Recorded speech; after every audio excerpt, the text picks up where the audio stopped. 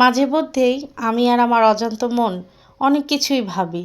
কিসের স্বামী, কিসের সংসার, কিসেরই বা সন্তান। আমি সবার হলেও কেউ কিন্তু আমার না। আমি শুধু সবার প্রয়োজন, প্রিয়জন না।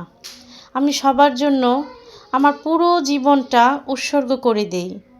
কিন্তু ওরা আমার জন্য কি করে? আমি ওদের জন্য এত পরিশ্রম করি, আমার চাওয়া পাওয়া এমনকি আমার সুন্দর সাজানো স্বপ্নগুলোকেও দূরে সরিয়ে রাখি। বিসর্জন দেই আমার মনের ইচ্ছা আকাঙ্ক্ষাগুলোকে। তারপরও আমি ওদের মন পাই না। দিন শেষে সবচেয়ে বেশি কষ্ট লাগে কি জানেন? সেই কষ্টটাই বেশি লাগে যেই কষ্টটা আমাকে কুরে কুরে খায় প্রতিনিয়ত, যখন আমি একাকিত্ব বোধ করি, যখন আমাকে কেউ বুঝতে চায় না আর বুঝেও না। কষ্ট দেয় স্বামী কিংবা সন্তান কিংবা আমার এই সাজানো গুছানো সংসার, যাদেরকে আমি এত ভালোবাসি, যাদেরকে আমার লাইফের একটা কলিজার একটা টুকরা মনে করি, কিন্তু তারা আমাকে কিছুই মনে করে না। অবহেলা করে, অবজ্ঞা করে, প্রতিনিয়ত সবার কাছে ছোট করে। এই জিনিসগুলো আমাকে একদম অনেক কষ্ট দেয়। আর তখনই আমি ভাবি, কেন আমি মেয়ে হয়ে দুনিয়াতে আসলাম? যদি মেয়ে হয়ে দুনিয়াতে না আসতাম, তাহলে আমার জীবনটা হয়তো এরকম হতো না। আরেকটা কথা হলো যে আমি যাদের জন্য এত কিছু করি না কেন, আমার যে নিজের সন্তানরা, তাদের কাছেও আমি ভালোবাসা পাই না, না পাই একটু সম্মান। কথায় আছে গাছ গুণে ফল। তো গাছের কাছ থেকে যদি আমি ছায়া না পাই, তাহলে ফলের কাছ থেকে কিভাবে মিষ্টতা পাবো বলেন? তারপরও তাদের কাছ থেকে আমি বিন্দু পরিমাণ ভালোবাসা পাই না, স্নেহ পাই না, সম্মানও পাই না। আর এখন সেটা আমি চেষ্টা কেন, ইচ্ছাও করি না। কারণ কারো কাছে আমার অনুভূতি নাই, কারো কাছে আমার আবেগ নিয়ে আবেগ বোঝারও সময় নেই। তাদের সময় অনেক মূল্যবান।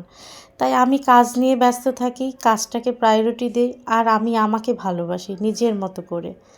যে যেমনই হোক ঠিক তেমনই তার চাওয়া পাওয়াগুলো হোক, কিন্তু সবার মতো তার আমি না। আমার যোগ্যতা হয়তো একটু কম সবার থেকে, সবার মতো আমি না। আর আমি এখন চাইও না নিজেকে অন্যর মতো করে পাল্টিয়ে ফেলতে। পরেও তাদের মন তো দূরে থাক, তাদের কোনো জিনিসই আমি আর বুঝিও না, বোঝার চেষ্টাও করি না। চেষ্টা করি না এই জন্য বললাম যে এখন আর ইচ্ছা করে না। কোনো কিছু যদি সম্মানের সহকারে না পাই, তাহলে কেনই বা অবজ্ঞার ভাব ভাবে? কথায় আছে সম্মানের চারটা ডাল ভাতও কিন্তু অমিত। তাই সম্মান নিয়ে বেঁচে থাকতে চাই। দূরে থাক তাদের সব কিছু, আর আমার প্রিয়জনগুলো আমার কাছে আমার মতো করে ভালো থাকুক। আমি হয়তো তাদের কাছে প্রয়োজন হতে পারি নাই কখনোই, মানে প্রিয়জন হতে পারিনি কখনো, কিন্তু প্রয়োজন তো হইতে পারছি। এতেই আমি আলহামদুলিল্লাহ। সারাটা দিন আমি যেহেতু একজন হাউসওয়াইফ, সারাটা দিন কাজে কর্মেই ব্যস্ত থাকি, রান্না বান্না, খাওয়া দাওয়া, এটা সেটা। তাদের কি লাগবে না লাগবে, চাওয়া পাওয়াগুলো যতটুকু পারি ততটুকু আন্দাজে আমি মেটানোর চেষ্টা করি। এখন অনেকেই বলবেন এটা কেমন ভিডিও, এটা কেমন ভয়েস, কিন্তু আমার মনের কথাগুলো এভাবেই আমি সবাইকে জাগ্রত করি। আপনারা আবার মনে করেন না যে কথাগুলো আমার। অ্যাকচুয়ালি আমি যখন আপনার ভাইয়ের সাথে, আপনার ভাইয়া যখন জব করতো, তো আমার পাশের একজন ভাবি, পাশের অ্যাপার্টমেন্টের একটা ভাবি, তার লাইফের অনেক কথা শেয়ার করতেছিল। ভাই তার মানে তার হাজব্যান্ডকে নিয়ে, তার সন্তানদের নিয়ে সে একদম হ্যাপি ছিল না। তো ওনার কথাগুলো শুনে আমার খুব কষ্ট লাগতো। তো কালকেও আমি তার সাথে কথা বলছি, তো মনে খুব ইচ্ছে করতেছিল যে আমি আমার পেজে একটা ব্লগে তার কথাগুলো শেয়ার করি। কেননা এই যুগের যে সন্তানরা আছে, তারা তার বাবাকে একদম সম্মান দেয় না, প্রায়োরিটি দেয় না। কিন্তু বাবা মা যে তার জীবনের একটা অংশ, সেটা ভুলে গেলে হবে না। যাদের জন্য এই দুনিয়াতে আসা, স্বামী নামের বস্তুটা হয়তো পর, কিন্তু তোমরা সন্তান যারা আছো, আমরা যারা মা আছি, আমাদের যারা, তোমরা কিন্তু একদম অচল। তখন তুমি তোমার মার অনুভবটা, মানে ছায়াটা যখন পাবা না, অনুভব করবা যখন তোমার মা এই দুনিয়াতে থাকবে না। তাই মা যখন তোমার বেঁচে আছে, বেঁচে থাকা অবস্থায় তাকে প্রায়োরিটি দাও, তাকে ভালোবাসো, তাকে সম্মান দাও। মা নামের জিনিসটা কিন্তু তোমার কাছে বেশি কিছু চায় না, চায় শুধু তোমার কাছ থেকে একটু সম্মান আর ভালোবাসা।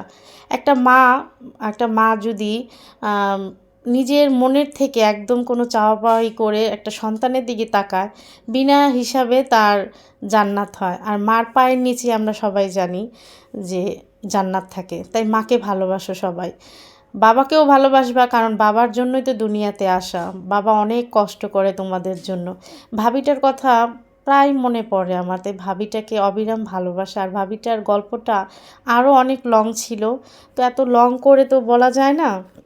আমি ছোট্ট করেই ভাবির কথাগুলো শেয়ার করলাম, অবশ্য ভাবির অনুমতিও নিয়ে নিছি। তো ভাবি বলছে ঠিক আছে আপু, আপনি আমার কথা শেয়ার করতে পারেন। তো ভাবির যে শুধু স্বামী বা ওনার সন্তানদের সাথেই ওনার এরকম হয় তা না, তার শ্বশুরবাড়ির মানুষগুলোও বেশি ভালো না, সবই নেগেটিভ, ওনাকে একদমই পছন্দ করে না। তো প্রথমত ভালোবাসার স্থানটা হয়েছে আমরা যারা নারী বাপের বাড়ি থেকে পরের বাড়ি যাই, তো পরের বাড়ির মানুষগুলো যখন আমাদের আপন করে না নেয় তখন